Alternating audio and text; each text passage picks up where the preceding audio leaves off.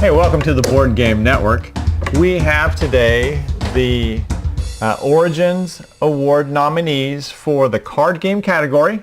These are the 5 that the Origin Committee picked, and we're going to discuss them. We are going to try to come up with what our suggestion is for what the best one is. This is going to be quite challenging.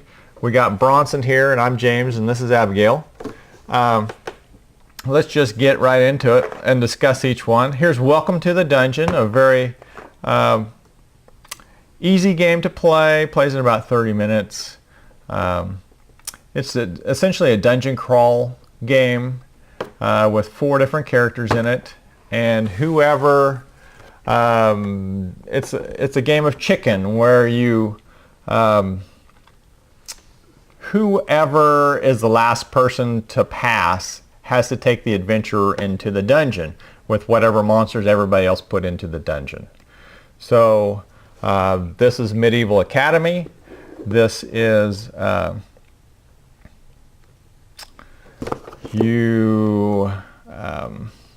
I don't know. It's got a bunch of tiles here. I'm not really sure why this is in the card game category, actually. It's got cards in it, though.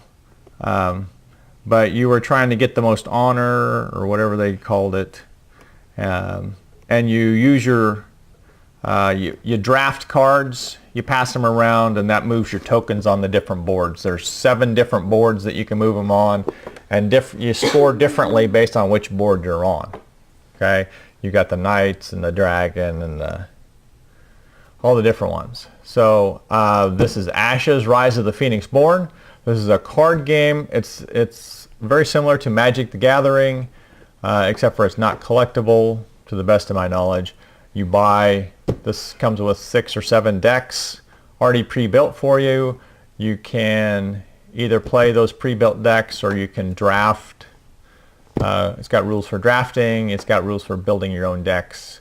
And I believe there's other decks that you can buy also. So very similar to Magic, if you're familiar with that. This is Seven Wonders Duel. This is very similar to Seven Wonders, the board game, except for it's designed for 2 players, so you're only competing with 2 players on it. But all the iconography and stuff is the same on it. So very similar, where you're making buildings. You have a lot of choices on things you can do, discarding cards to get money, buying things, putting out wonders. This is Grizzled. It takes place in World War I, and it's not really a war game, but it's about the fears and the horrors of war and what the people in the war had to deal with. Okay, so that's the overview we have on this. So let's just jump right in, and Bronson, pick a game, and let's talk about that game. Well, welcome to the dungeon. Welcome to the dungeon, okay. For me, this is a great party game. It's probably one of the only games we've played in either of the lists that we actually were laughing while we were playing. It is a literal game of chicken, and sometimes that backfires. We had, I don't know, every game we played was different, but I do love the production value. The cards were, for being such a simple game, the cards and tiles are high quality. There's lots of replayability in the fact that you can choose a different hero. And I like the fact that it's a versus game that you can play anywhere from, a 10-year-old through a 50, 60-year-old and still laugh, enjoy, have fun. Yeah. There are very few games that have such a broad age range that everyone can enjoy like that. What do you think, Abigail? Well, I've only played it with 2 players, so that kind of, puts a different view on it than I'm assuming it would be with multiple people. But it is pretty fun. I mean, you think you're gonna be, oh yeah, I got this, and I'll put that monster in because that's still in there, and then you get stuck in the dungeon, and somebody pulled out the armor that you needed to defeat that, and then you're kind of in trouble. You throw the dragon in, and then everybody else passes. Yeah. And you're like, I just threw the biggest one in. Yeah. Yeah, pretty and much. everybody else passed, and so you're left fighting the dragon. You're like, okay. I think this is a good, like an in-between game, a filler game, a game that, you're waiting on somebody to show up. One of those type of games. I think that the 4 different characters add some flavor to it. I don't think it would be hard at all to produce 10 more characters for this game that have different weapons and different abilities. I find myself, when I'm playing this game, getting about halfway through it and just wishing it was done. It seems a little bit too long for me. It's about 30 minutes. I like long games. I like an hour and a half or 2-hour games. Those aren't really long to me. But with it being a filler game, it just seems a little long for a filler game to me. But I do like the psychoanalysis, or do I pull out? I mean, there's no one clear strategy to this game. Do you put the big guy in and then pull out the weapon or the equipment that protects from the big guy on your next turn, or do you pull out the big guy and the equipment that protects against the big guy, or do you pull out something different? I mean, it depends on whether you're going to be in or you're going to be out, but you don't know that until everybody passes. So once everybody passes, whoever's left is in. And so, the strategy is not real clear on what you should be doing, and it probably makes a big difference on who's playing, Okay, so Abigail, pick a game. 7 Wonders Duel. Okay, 7 Wonders Duel. Talk about 7 Wonders Duel. It's a fun game, especially if you only have 2 people, which most of the time when we're playing games, we only have 2 people. And it only plays 2 people. And it only plays 2 people, which is definitely an interesting thing, because most games play, a multiple variety of people. You can either have 2 players, or you can have 6, and games are so much different if you have 2 players or if you have 6.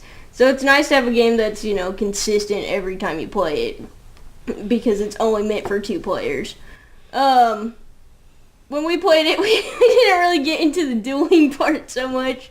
So, I mean, it would probably be more fun if you were trying harder to fight each other. Well, but that's the great thing about the game, is you can win either by fighting, right, or by the scientific victory, right, or by the civilian victory. Right. So there's 3 different ways of winning. Right. So you don't have, and this game isn't necessarily representative of the next game or the game after that. I mean, you can. Of course.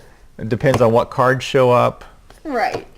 Which cards you get. I mean, that's the great thing about this game, is there's so much flexibility and strategy. Right.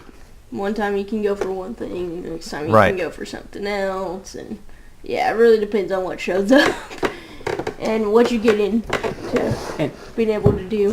And the nice thing about it is, it's a game that you can have different strategies. You can you can go with the military strategy. You can go with the economic strategy, and you can, at the start of the game, you draft the wonders that you're going to use during that game, so you can figure out at the beginning of the game what your strategy is going to be. So many two-player games we have, it relies a lot on chance, but because of the way the game is set up and the way each age is set up in the game, I love the fact that it's a strategic game that relies very little, or has a lot less chance on random rolling the dice. So it's refreshing to have a game that you can have the whole game through and strategize and outthink your opponent. You can see approximately half of those cards, and half of them are flipped upside down. But part of your strategy is, well, do I use this one? Because then it will flip over these 2 and let the other person pick from them. Or do I use this one over here that's not going to flip anything, but is not quite as good for me? And then force them to take this other one. Yeah. And then they flip over for me. There are levels upon levels of thinking. And as you play the game more and more, you begin to see the different strategies and what you want to do changes. It's just a really fun game all around for 2 players. And most of the games we play are for 2 players or cooperative games, so it's nice to have one that you can go at each other. Okay. I would say the same thing that both of these are saying about it. It is a fun game. My preference, if I have people to play with, is I prefer to play multiplayer over 2-player. I would prefer to play a 3 or a 4 or because it's more fun to beat 5 people than it is to beat 1, you know. It just is. So if I have enough people playing, I would prefer to play 7 Wonders instead of 7 Wonders Duel. But if you only have 2, then 7 Wonders Duel is the game over 7 Wonders. So again, the not having a clear strategy, you can work on depending on which cards you get, which wonders you get, which scientific symbols show up, all that stuff. Your strategy is not the same every game. You know, it just depends on what's coming up. So you're not locked into you know, some strategy that you always play every game. Okay, that's 7 Wonders Duel. I guess we'll talk about the Grizzled now. Grizzled is very, I don't know, I have mixed feelings about Grizzled. It's a cooperative game. I like that about it. We played it 5 players a couple of times and one mission. Yeah. Out of 2 games, there's something I'm missing here. Either I don't understand the rules to this, or it just doesn't make sense, because you can play up to 5 players. It says right here, up to, where's it say? Up to 5 players. So everybody gets 3 cards at the beginning. So that's 15 cards handed out. Okay, and there are 6 bad things, right? 3 weather type things and 3 equipment type things. So you have a gas mask, a whistle, and a shell, and you've got snow and night and rain. So there's 6 possible things that can happen. Now if out of 15 cards, every one of those cards is only one thing, that's 6 out of 15 cards, and you can duplicate every one of them, right? So you can have 2 of each thing down and still win the mission. So that's 12 cards. So 12 out of 15 could theoretically be played. However, most of these cards don't have one thing on them. Most of them have 2 things on them. Some have 3, some have 6. And you can't go to 3 of any one thing, right? Now I do realize there's hard knocks in here with words on them. So the hard knocks, if somebody has those, that helps you because you're not playing these things. And then you have to drop out before any of these get to 3, right? So how in the world do you win with 5 players? Because once everybody has dropped out, then you flip from the one deck onto the other deck, however many people are still holding in their hand. So they dropped out and there's still 10 cards in people's hands by the time they've dropped out or something, or 8 cards or something. And so the one deck gets flipped into the other deck very fast with 5 players. And they give you fewer speech tokens, right? Yeah, it's the only game I've ever played that the more players you add, the rules punish you more. Like, in most games you would assume with more players you would need more, you know, protection cards and good things to outbalance the fact that you have more cards being dealt out. However, it punishes you, and it actually becomes a much harder game the more players you have. When we played it 2 players, perfectly fine. Everything was balanced. It seemed easy. We won and lost about half. It seemed like a pretty balanced game. Love the artwork in it. Yeah. Love the theme. Love all the different mechanics. It's a nice, refreshing, different game. It just feels different from any other board game I've played. However, it might as well just be a 2-player game because every game we've played above 2 players, it just seems unwinnable.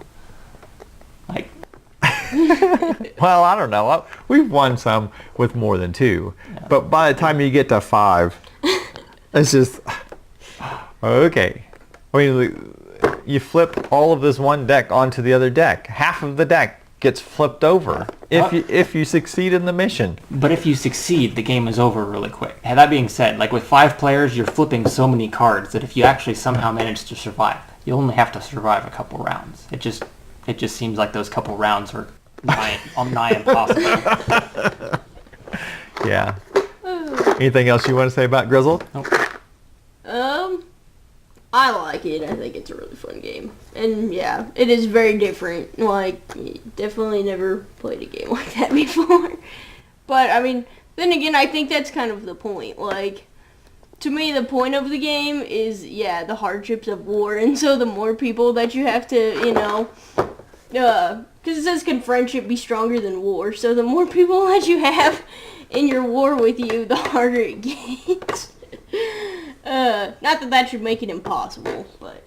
Yeah, I don't know. It would be interesting to find a statistical analysis of that game to determine if it's possible to win and which cards would it take Yeah, right. to be dealt out to be able to win with 5 players. Yeah. Yeah.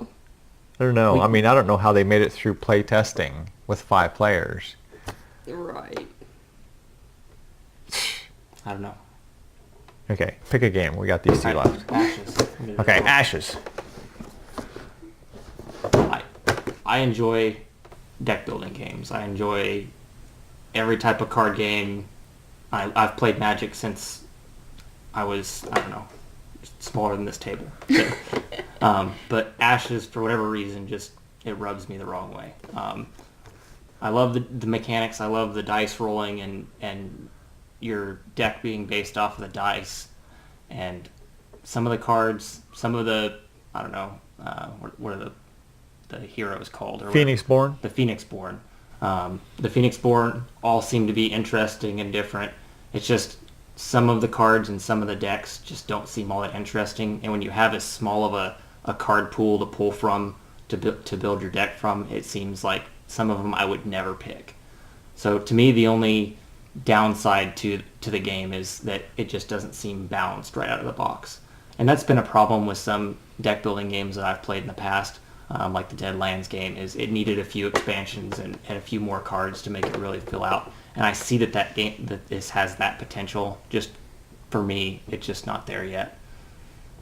That being said, it does fix a lot of problems that like Magic has, like the ability to choose your own starting hand, and each person only being able to have one action before it passes to the next person. It allows for a lot smoother and even gameplay. It stops the first turn kill. It stops the mana screw. The rampant comboing. You can't do 2 or 3 things before the other person can respond. Yeah. You're not going to build a $1,000 deck and just stomp somebody down. Abigail, what do you think? Well, when I played it, we played, well, my character was the, what's her name? I don't know. It's the snake lady. Oh, And, I don't know, I played her, and then he played, I don't know who the other guy was, but... I don't know. Anyway, yeah, when we were playing, like, his deck that came pre-built had, you know, several different creatures that you could put out on your board and could fight with, and, you know, yeah. Noah Red Moon was who he was, and I was Maoni Viper. I don't know. Anyway, yeah, he had several different options he could have for fighters, and, you know, having the back and forth, I can't think of what the word is. You know what I'm talking about? Actions? Yeah, Main actions well, and side actions? Kind of. Not that. Oh. When you're fighting each other. Oh, attack? Yeah. Attacking a unit or attacking the Phoenixborn? Right. He had several different, you know, creatures that he could use. On the battlefield? Right. And this lady only had 2. And in order to get the one, the snake or the viper to be higher, you had to defeat the other people in order to get higher and get more power and stuff.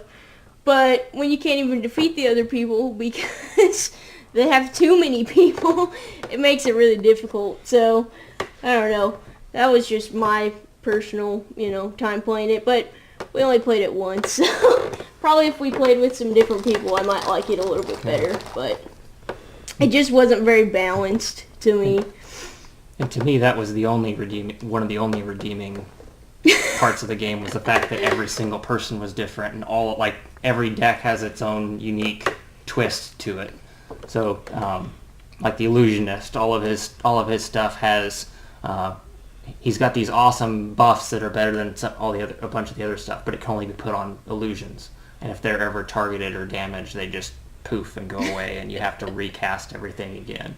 So, there's all these awesome mechanics in the game. It just needs more cards to flesh it out.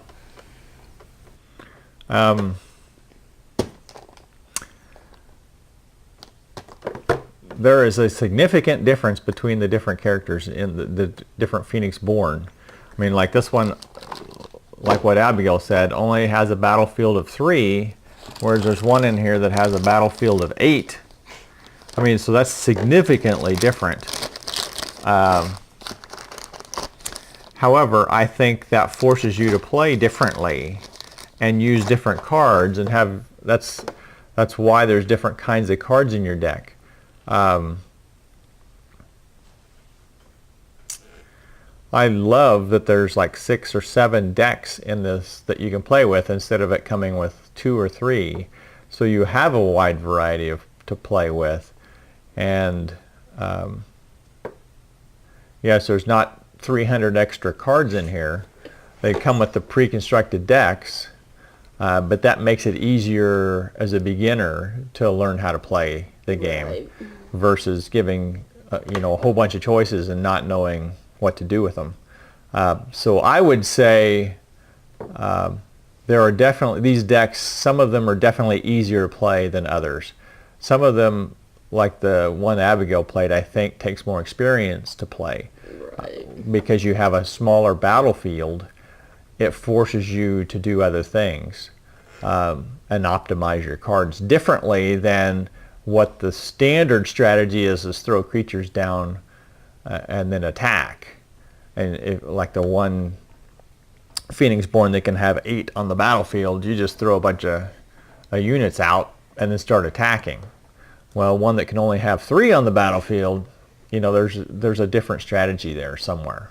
Right. I'm just not sure what it you is. Just have to figure it out. You have to be experienced with that deck to figure out how to play the deck. So definitely probably needs a few more plays yeah. before I, feel comfortable with it. So that's Ashes. So Medieval Academy.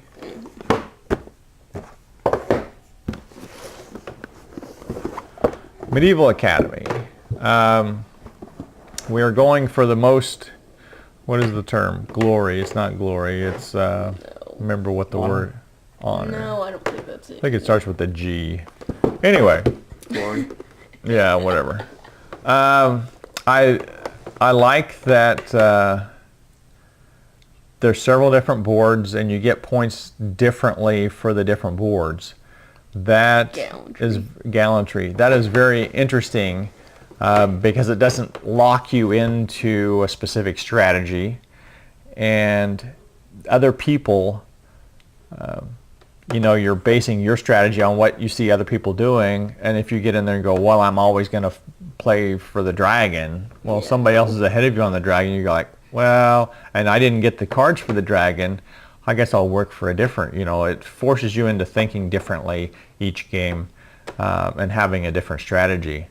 So I like that. I also like that if you're both on the same space, whoever got there last is ahead. Which is frustrating as all get out for you if you got there first, but the person who stepped on top of you is ahead of you now, and there's no ties. You're not tied, so it's kind of frustrating. but I really like that, the two knights get scored a certain way, and the dragon gets scored a different way, and the king gets scored a different way, and then there's two of them that get scored based on who's in last place and next to last place instead of who's in first and second and third. So there's a lot of flexibility there. Yeah, negative points. And it's got a huge number of variant rules for this game. So, Bronson, jump in there. I love the draft. I love the fact that this game, it really cuts the randomness down. And with 2 to 3 players, you should the amount of chance is basically only in the first card that they choose, because you deal out 5 cards to each player, and then you go around, you pass them around in a draft and draft the cards. So based on what people are passing to you in the draft, what else is going through in that round, so you can plan your round accordingly. And it's not just which cards you end up with; it's which, or like you said before, there's no ties. So if you see a bunch of 2s on one of the boards going around, then you draft one of the 2s and you hold it to last. Everyone else plays theirs and you play it on top. So there is a certain strategy involved. Yeah. if you're watching for that in the draft. And I also love the fact that you have to play, that it forces you to play around other people. You can't just, like you said before, you can't just stick to one strategy. You have to kind of, and also there's a large deck of cards that you shuffle in between each round, and you're only dealt 5 each to each player. Yeah, like 20% So or we had some something. rounds that we would play the game and we wouldn't get any for one of the boards. Yeah. So if you're sitting there banking on trying to get in there, get on that board eventually, or you pass on a card because you think, oh well, next round I'll get the card I need to get up on there, I better focus on this round, it might not happen. So there's a lot of thinking involved in the strategy, but it's also a game that my 8-year-old nephew could play. Right. It's Yeah, it is nice in that way that a younger age can play it. It even says 8 and up on the box. They may not win, but they can get in there and get have the fun, strategy. and they won't have to be explained a whole bunch of rules. Yeah, but if a family with a large age group could all play and all understand the rules and could all interact, I mean, there was still a chance that a young child could have this strategy. Mm-hmm. I mean, it might not be a winning strategy, but it's something that everyone could have fun with. Right.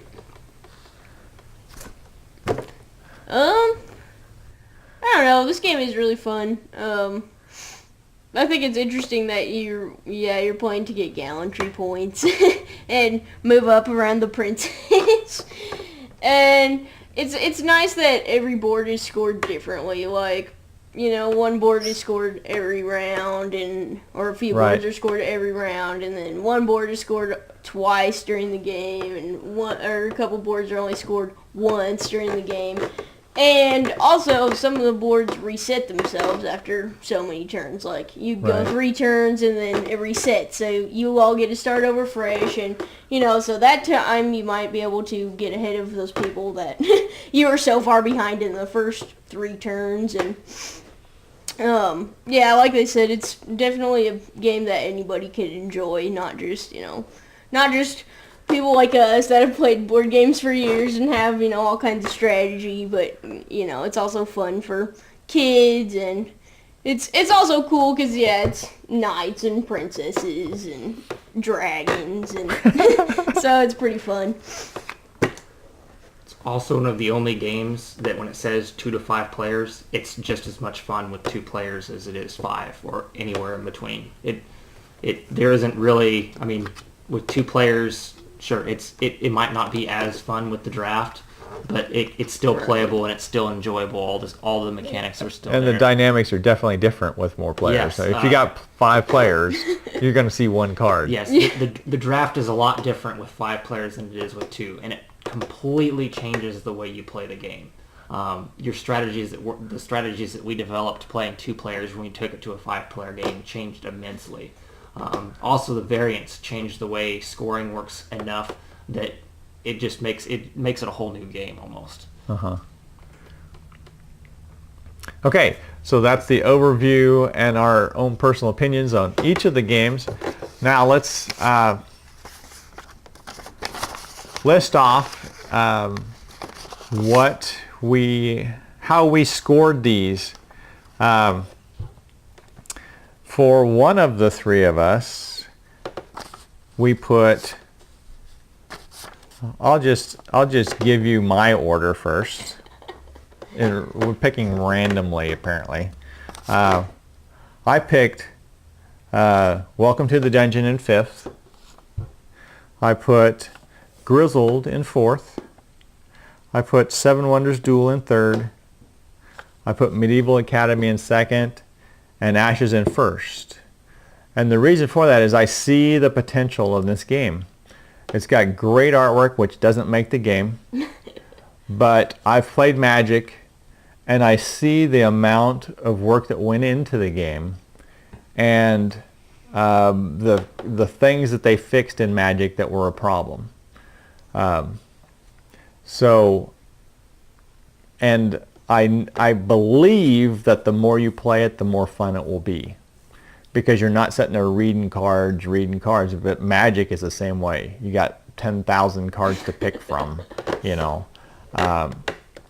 and you're sitting there and you're playing against 3 other players, and you're reading their cards and you're reading your cards, and you're trying to. And at some point it becomes fun, but when you've played it 5 times, it's not fun,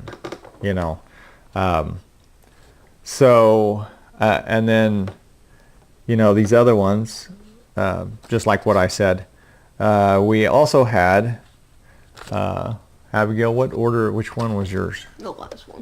Okay. Abigail said, what? Ashes in 5th. Okay. Medieval Academy in 4th. Welcome to the Dungeon in 3rd. Seven Wonders Duel is in 2nd place. And Grizzled is number 1. What kind of comments you got on that? You have any, why, anything you haven't covered that you want to talk about? I don't know. It was really hard to pick which ones were your favorite, because, I knew that Ashes was my least favorite, but I've also only played it once, so that, like he said, I'm assuming the more times you play it, the more fun it would get. Or the more you could, understand what your strategy is supposed to be. But, I don't know. The other, I love Grizzled. I think Grizzled is one of my favorite games now. Which is really weird, because everyone else is kind of like, no, I don't like that. But I've also only played it with 2 players, which, like we said, 2 players is manageable. And you can get, you can not win every time, because that's definitely how it happens. I don't know how many times we've actually you can get won on it. I was on Board Game Geek, and there was somebody that wrote a question in on the forum saying, how do you win this game? Because we've played it 10 times or whatever it was, and we've never won. And you're like, I don't want you to get the wrong impression. I do like that game. Right. It is a good game. I just have no idea how to win with 5 players. Right. But, no idea. I don't know. To me, this game is more fun not to win. Like, most games, that's the whole point, is you have to win, and, you're trying to beat somebody, or you as a group have to win, or whatever, but, I don't know. To me, this game is just really, really fun. Even this if you is the don't only win. cooperative in here, isn't it? Yeah, it is. Of the 5, it's the only cooperative. Right. And I will say, for myself, we've already done the video on the family game category. This game here was much tougher for me to pick an order from. I sat there and looked and looked and looked. And with the family game category, there were 2 that were just down at the bottom. They immediately started at the bottom. I'm like, okay, well, that limits it to 3. And there were 2 that really were my top 2. So I really only had to, the 3rd was the 3rd. I immediately recognized it. So I only had to place the 1st and the 2nd and the 4th and the 5th. And they fit in very well. These ones I looked at and go, oh, man. See, this that's is tough that's how I was to pick too. one, because I like all 5. I like all 5 of these.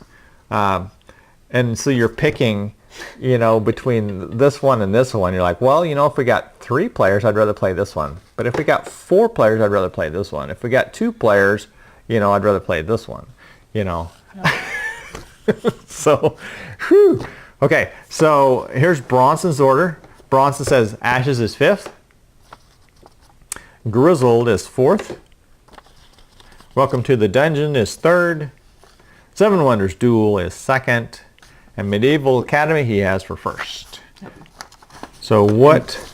To me, I agree with you. Every one of these games I enjoyed playing. Each of them has their own niche. Like, for instance, Grizzled and Duel, perfect 2-player games. If we're playing 2 players, I would love to play either of those games. And that's often the case, so we're going to play in those quite a bit.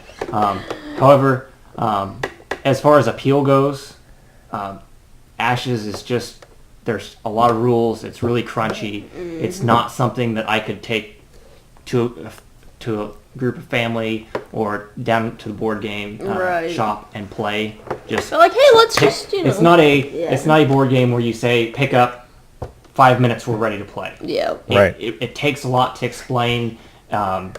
It does take quite a while to play compared to some of the other games. So for me, that's why it's 5th. It's not because it's a bad game. It's just because it's not a game I can just, all right, pick up, let's go. Right. Grizzled is in 4th only because, like I said, it's 2 players. It's great, but and the artwork is amazing. It just doesn't scale very well for me. Seems like it could tweak the rules somehow for if 4 and 5 players you could do or house something. rule some of the speech tokens and that and make it a great 4 and 5 player game. It just becomes really difficult. It needs to be hard. I mean, any game that you win 80% of the time is not near as fun as when you win 20 and you really struggle. It's got to be tough, and that one is tough. But it becomes impossible. Yeah. It seems like. Welcome to Dungeon, awesome party game. Scales well for lots of groups. Well, you could probably even play it with more than 4 players. I mean, I know it says that, but you could. I don't know why you couldn't. Yeah, you could go a lot more, and it's great. Funny drawings. It's basically just a game of chicken. It's a great all-around game. Quick setup. It does last a little bit long for a filler game, but it's still a great game in there. Seven Wonders Duel, probably my favorite 2-player game right now. Just the mechanics are well. They did a really great job of capturing the essence of Seven Wonders and putting it down into a 2-player game. Definitely a must-buy if you play 2 players a lot. Medieval Academy is my top pick because it appeals to everything. It's wide age range, varying amount of players, quick to set up, quick to play. It just hits all the right categories for me. If I had to recommend one game that if you had to buy in this, that's why Medieval Academy is the top one, because it doesn't matter. You have 2 to 5 players. You could have a family or just a dedicated group of gamers like us, and it fits. It's one that you could pick off the shelf and play every week and not get tired of it. So for me, that's why it's number 1 for me. Okay, so if we total our total here, we get Ashes and Welcome to the Dungeon total up to 11 points. We get Grizzled at 9 points. And we get Medieval Academy and Seven Wonders Duel at 7 points. So the difference between the what we think is first and last is 4 points. These are 7, 9, 11. And lower is better. Right. Well, yeah, this is the better ones. This is the not as good ones. And there's 2 points between each one. We just totaling the giving 1 point to first place, 2 points to second, 3 points to third, and so on, and then totaling those points. So we as the Board Game Network are coming in here with distinctively ambiguous results. That's perfect. So we are definitely going to be when the Origins committee nominates or when they list their winners, we're going to say yes, we knew that. Obviously. Yeah, probably not. because all of them are They're all great. They're all close. very good. All of them are close. Okay, so this is the card game category for the Origin nominations. If you enjoyed this video, make sure you check out the family game category video also. And the Board Game Network has done rules videos for all 5 of these now. So if any one of them strikes you as interesting, make sure you click on the links to go to the how to play. We also have the gameplay for this one, right? Yeah, we've got a couple of gameplays up for this one. For Grizzled Now, so you can actually watch it in play. I'm not sure if we have any other ones. I don't think so, but we have a couple of these up, I think. So tune in every week and make sure you check out all of our videos here at the Board Game Network.